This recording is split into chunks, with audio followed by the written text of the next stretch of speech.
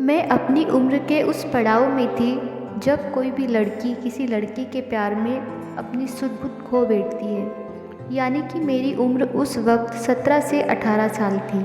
अच्छे-बुरे की तमीज़ और दुनिया को परखने का ढंग नहीं था। सोचने की गहराई नहीं थी। लड़कों के खूबसूरत चेहरे को देख उन पर मर मिटने को जी चाहता था। ये उम्र का वह दौर था जब हर लड़की को एक साथी की ज़रूरत होती है। मैं भी उन्हीं लड़कियों में से एक थी जिसे अब एक साथी की ज़रूरत महसूस होने लगी। कुछ दिन बाद मुझे एक साथी मिल ही गया। वह लड़का मेरे घर के सामने वाले फ्लैट में रहता था। वो देखने में बहुत ही खूबसूरत था। कुछ ही दिनों में मैं उसकी खूबसूरती की दीवानी हो गई। कुछ दिन हम यूं ही एक दूसरे को देखते रहे, पर कुछ दिन बाद इशारों इशारों में हम दोनों की बातें होने लगी। बातें होते होते फिर हम दोनों के मिलने का भी सिलसिला शुरू हो गया। उसका नाम मोहित था। मैं मोहित के प्यार में इतनी पागल हो गई थी कि अब उसके बिना मुझे कुछ दिखाई नहीं दे रहा था। एक दिन मेरे पिताजी मेरे लिए एक लड़के का रिश्ता लेकर आए। साथ में उस लड़के का फ़ोटो भी था। जब मेरी माँ ने उस लड़के की फ़ोटो दिखाई तो मैंने माँ से कहा, मैं इस लड़के से हरगिज़ शादी नहीं करूँगी। वैसे सच बताऊँ तो वह लड़का इतना भी बदसूरत नहीं था, पर मैं तो मोहित को पसंद करती थी। मोहित के प्यार में पागल जो थी। शाम को जब घर वापस पिताजी आए तो माँ ने उन्हें सारी सच्चाई बता दी। पिताजी ने मुझे बुलाया और मुझसे शादी इनकार करने का कारण पूछे। मैंने भी बिना हिचकिचाहट उन्हें सब कुछ बता दिया कि पिताजी, जो रिश्ता आप लेकर आए हो वह लड़का मुझे पसंद नहीं है। मैं सामने वाली बिल्डिंग में रहने वाले मोहित नाम के लड़के से प्यार करती हूँ। मैं उसी से शादी करना चाहती हूँ। मेरी बात सुनने के बाद पिताजी ने मुझे समझाते हुए कहा, बेटा, सूरत ही सब कुछ नहीं होती, सीरत भी देखी जाती है। तुम जिस लड़के के बारे में बात कर रही हो उस लड़के के बारे में जानती क्या हो? मैंने पापा से कहा, पापा, मैं उसे ज़्यादा तो नहीं जानती, बस यूं ही हम दोनों एक दूसरे को पसंद करने लगे हैं। पिताजी ने गुस्से में कहा, लड़का कौन है, कहाँ का रहने वाला है, उसका ख़ानदान कहाँ है? वैसे मैं उस लड़के से तुम्हारी शादी हरगिज़ नहीं करूँगा। जो रिश्ता तुम्हारे लिए मैंने ढूंढा है वही रिश्ता तुम्हारे लिए बेहतर होगा। वह लोग बहुत अच्छे लोग हैं और लड़का भी इंजीनियर है। मुझे समझ में आ गया था कि पिताजी मेरी शादी मोहित से कभी नहीं करेंगे, पर मैं भी अपनी जिद पर अड़ी थी। मुझे भी शादी करनी थी तो मोहित से ही करनी थी। अभी पिताजी मेरी शादी की बात आगे बढ़ाते कि मैंने और मोहित ने मिलकर एक प्लान बनाया कि हम दोनों घर से भागकर मंदिर में जाकर शादी कर लेंगे। उसके बाद घर आएंगे तो घर वाले एक्सेप्ट ज़रूर कर लेंगे। मेरे अंदर तो नादानी थी, पर यह सारी बातें मुझे मोहित ने ही सिखाई थी। एक रात मैंने धीरे से दरवाज़ा खोला और मोहित के साथ निकल गई। अगली सुबह मैं शादी करके मोहित के साथ घर वापस आई तो मेरे घर वाले मुझे अपने रखने को तैयार नहीं हुए। माँ और पिताजी दोनों मुझसे बहुत नाराज़ थे। वह लोग मेरा मुंह देखना भी पसंद नहीं करना चाहते थे। उन्होंने गुस्से में घर का दरवाज़ा बंद कर दिया। मैं रोते बिलखते मोहित के साथ किसी और घर में शिफ्ट हो गई। शादी होने के 1-2 दिन बाद जब मैंने मोहित से उसके ख़ानदान के बारे में पूछा तो उसने बताया कि वह लोग इस शहर से बहुत दूर रहते हैं। कभी टाइम मिलेगा तो तुम्हें ज़रूर मिलाऊंगा। मोहित ने बात को टालते हुए कहा। मोहित के साथ कुछ दिन तो मेरे अच्छे खासे गुजरे, पर कुछ दिन बाद हमारे घर में पैसों की तंगी आने लगी। मैंने जब मोहित से पूछा कि मोहित, तुम काम क्या करते हो? हमारी शादी को कितने दिन हो गए हैं, तुम एक दिन भी काम पर नहीं गए, आखिर अब आगे हमारा खर्चा कैसे चलेगा? मोहित ने मुझसे कहा, देखो प्रिया, मैं काम तो कुछ भी करता हूँ, मेरे काम का कोई नाम नहीं है। जहाँ मुझे काम मिल गया वहाँ मैं कर लेता हूँ।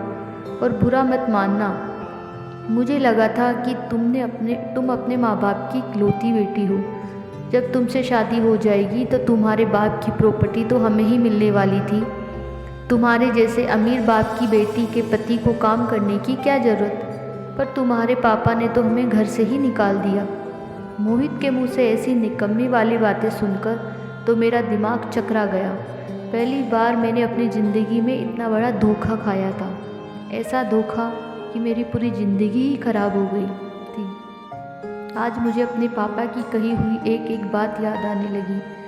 पापा ने सच ही कहा था कि बेटा, सूरत ही सब कुछ नहीं होती, सीरत भी देखी जाती है। पर अब तो गलती हो चुकी थी। मैं मोहित के प्यार में इतनी पागल थी कि शादी करने से पहले मैंने कभी मोहित से उसके नौकरी के बारे में नहीं पूछा था। बस वह मुझे पसंद आ गया और मैंने भागकर उससे शादी कर ली। कुछ दिन बीतने के बाद मैं पेट से हो गई। यह बात जब मोहित को पता चली तो वो खुश होने की बजाय और गुस्सा करने लगा और कहने लगा, अभी हम दोनों का पेट पालना मुश्किल है, एक और जीव का जंजाल हम दोनों के बीच आ जाएगा, चलो अबॉर्शन करवा दूँ।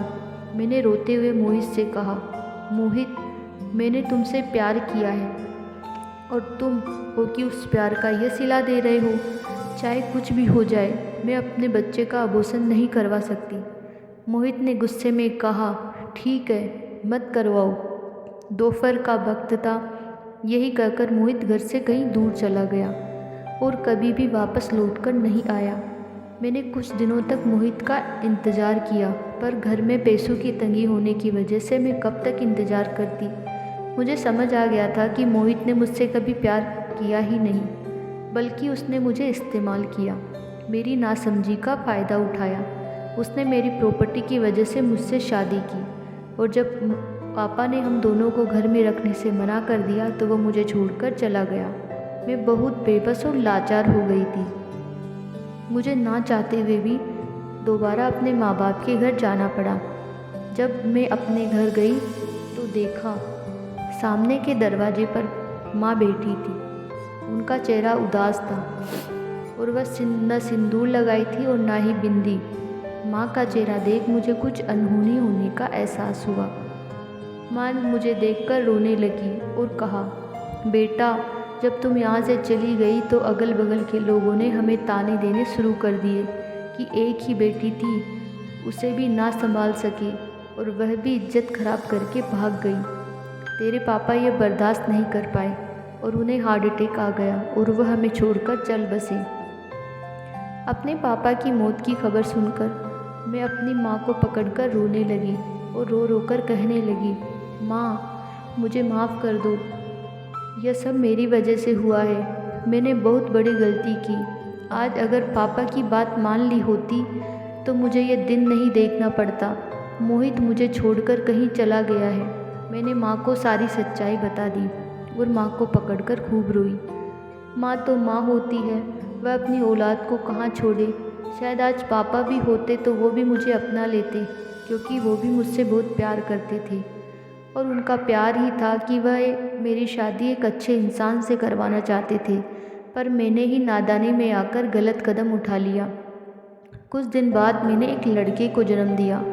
आज मैं अपनी माँ के साथ रहती हूँ, पर ज़िंदगी भर मेरे दिल में यह बात कांटों की तरह चुभती है कि काश मैंने अपने माँ बाप को धोखा न दिया होता।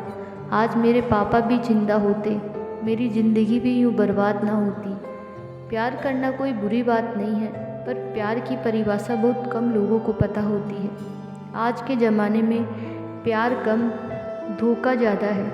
पर मेरी हर उन नादान लड़कियों से गुजारिश है, क्योंकि हमारे माँ बाप जो हमारे लिए सोचते हैं वह अच्छा ही सोचते हैं। हमारे लिए बहुत घातक साबित होता है ये, हमें उस वक्त नहीं, बाद में पता चलता है, क्योंकि जो प्रिया के साथ हुआ वह किसी भी लड़की के साथ ना हो। हेलो दोस्तों, कहानी कैसी लगी आपको प्लीज़ कमेंट करके बताइए और प्लीज़ मेरे चैनल को सपोर्ट कीजिए, सब्सक्राइब कीजिए, लाइक कीजिए, शेयर कीजिए। धन्यवाद।